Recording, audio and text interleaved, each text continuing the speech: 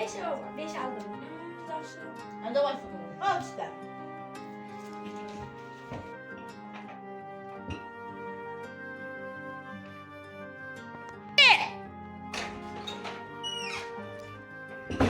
Hatta bakara. Zaten ben de 2 5 aldım. İyi ya zaman aldın kızım dese. Kalk işte. Var hem ki.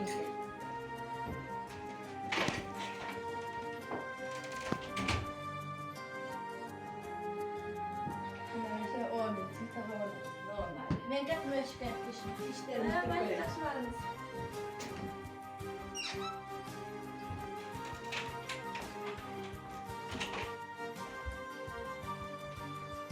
Adam bizi çekiyor. Hayır niye?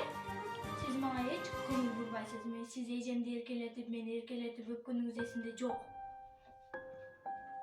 Hayır topla kızım.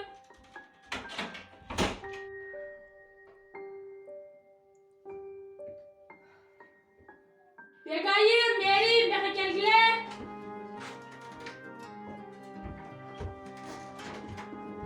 İyi yarısını da mısardınız. Meselede bir de coşkun.